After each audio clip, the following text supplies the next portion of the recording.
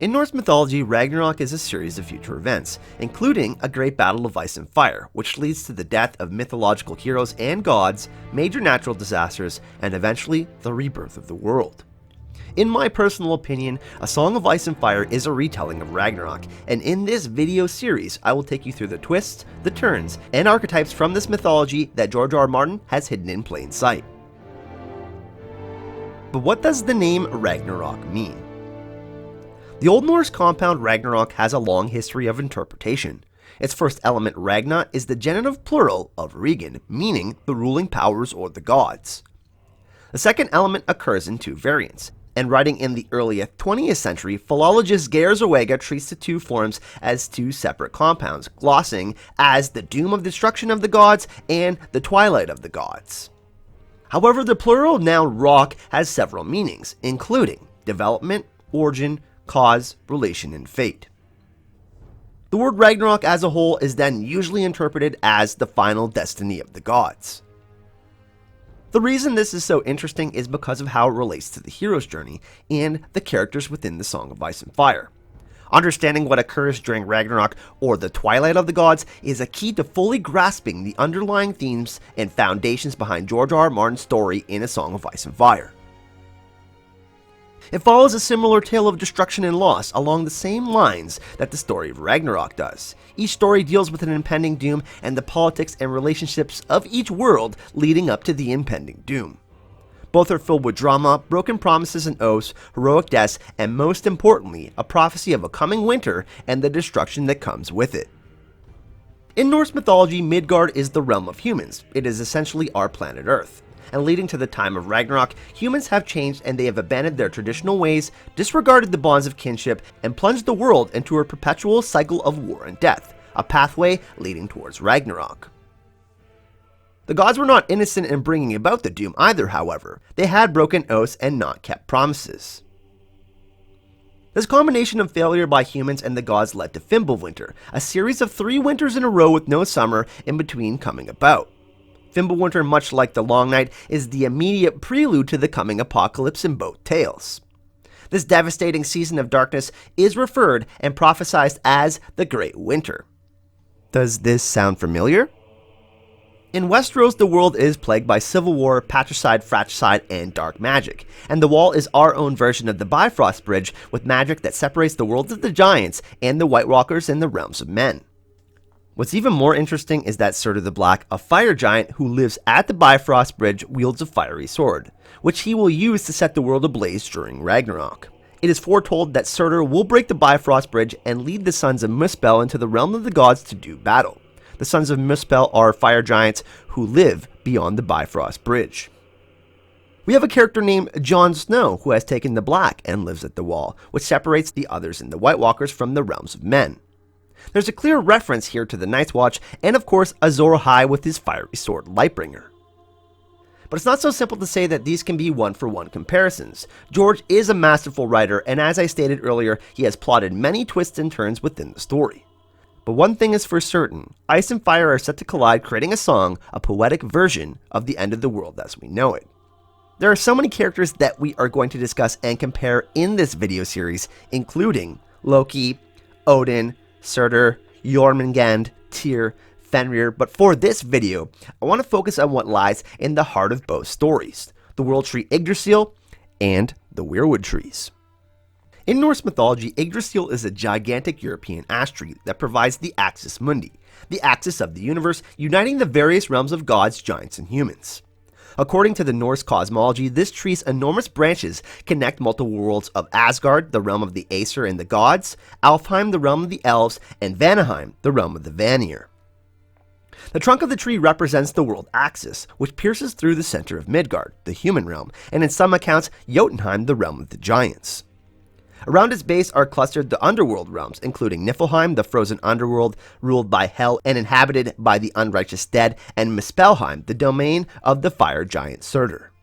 We could also easily compare Niflheim, the frozen underworld, to the lands of Always Winter, where the others and the White Walkers lie, and perhaps Muspelheim to Shire and the Shadowlands, where the prophecies of Azor Ahai originated. We can even compare Westeros and the Seven Kingdoms to Midgard and its realms. But to connect all of this, we still have to focus on the importance of Weirwood Trees and its relation to the world tree Yggdrasil. As a central element of Norse cosmology, Yggdrasil belonged to a complex religious, mythological, and cosmological belief system shared by the Scandinavian and Germanic peoples. This mythological tradition developed in the period from the first manifestations of religious and material culture in approximately 1000 BCE until the Christianization of the area, a process that many occurred primarily from 900 to 1200 CE. Though some scholars have argued against the effect of grouping these various traditions together, the profoundly exploratory, nomadic nature of Viking society tends to overrule such objections. As religion expresses the concerns and experiences of its human adherents, so it changes continually in response to culture, economic, and environmental factors. Ideas and ideals pass between communities with frequency and regularity with broad commonalities of religion and worldview. We see this happening in the Song of Ice and Fire, as the customs of the old gods took root long before man even stepped foot into Westeros, with the Children of the Forest. Weirwood trees are so important because of their function. It allows green seers to see across space and time. And green sight functions similarly to how the world tree Yggdrasil works to connect the 9 realms.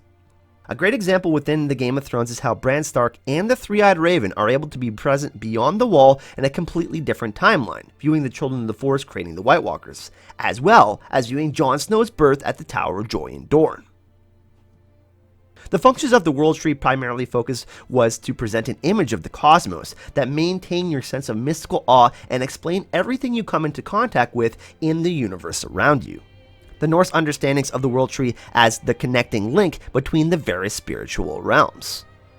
In those cultures, shamans undertaking trances or visions journey often use the image of a tree to describe their inner ability to move up and down the levels of spiritual reality and between human and spiritual realms. We even see this in other cultures, and a great example of this is Buddha, as he is often depicted as gaining enlightenment from sitting under a tree. Is this what George R.R. Martin is trying to teach us, that there is a disconnect between man and nature, that we have forgotten part of ourselves and our traditional values? We have to remember that there was once a harmony, but now there is imbalance. We could easily say that George R.R. Martin is an environmentalist, and he has given trees a huge importance in this story. Each tree has a different symbolic meaning within the Song of Ice and Fire. For example, peach trees represent joy and prosperity. Lemon trees represent childhood and growth. The pomegranate tree can be seen as temptation and deception. And the weirwood trees represent the connection to life itself, the past, present, and the future. It's the preservation of which is sacred, the connection between the living and the dead. Which brings me to a quote with George R.R. Martin in which foreshadows a bittersweet ending. Time is different for a tree than a man. Sun and soil and water, these are things that Weirwood understands, not days and years and centuries.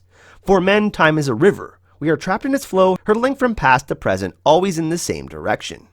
The lives of trees are different. They root and grow and die in one place, and the river does not move them. The oak is the acorn, and the acorn is the oak. George is trying to tell us that a man cannot understand this without sacrifice, and whether we like it or not, there will come a time they will have to face this Ragnarok, but without sacrifice, you cannot be reborn. And this is why I will be doing a whole video series and comparative analysis on the Song of Ice and Fire and the stories of Ragnarok. I wanted this video to serve as an introduction into what we will be talking about in the video series, and I thought it would be awesome if we talked about Yggdrasil, the World Tree, and the Weirwood Trees. There are so many examples of amazing depth and stories and history that we can dive into. I truly believe that George has found inspiration from the archetypes we see within Norse mythology and overlaid and interwove them in the story of creation and destruction within the Game of Thrones and A Song of Ice and Fire. In the next video in the series, we will be continuing to discuss Weirwood Trees and Yggdrasil, but also in connection with different characters in the story arcs, and I think it would be only fitting that we discuss Odin, his ravens, and of course the Three-Eyed Raven, and Bran Stark.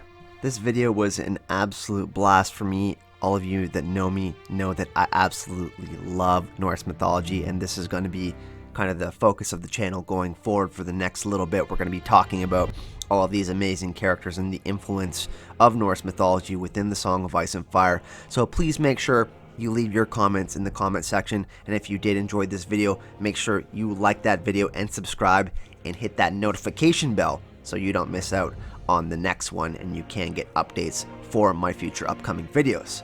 Of course, if you are into the Norse mythology thing, we are going to be doing a podcast on Secrets of the Citadel's channel later today with Lucifer Means Lightbringer and In Deep Geek at 7 p.m. Eastern Standard Time. If you're really into the Norse mythology thing and you want to watch more of it, me and Gemma from Secrets of the Citadel have a podcast named The Citadel of Hype, and we do have other episodes focusing on Ragnarok in Westeros.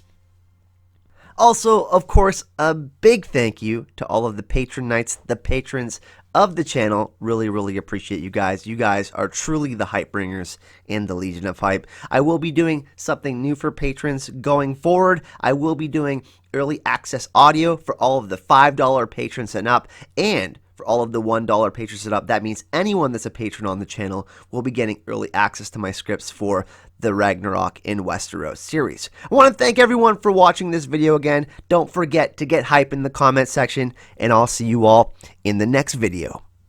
Hype and love. Hype and love. Hype and love. Hype and love. Hype and love. Hype and love family. We're at Con of Thrones. Hype and love. Our family here at Dallas, Con of Thrones. Can we get a hype and love? Hype and love.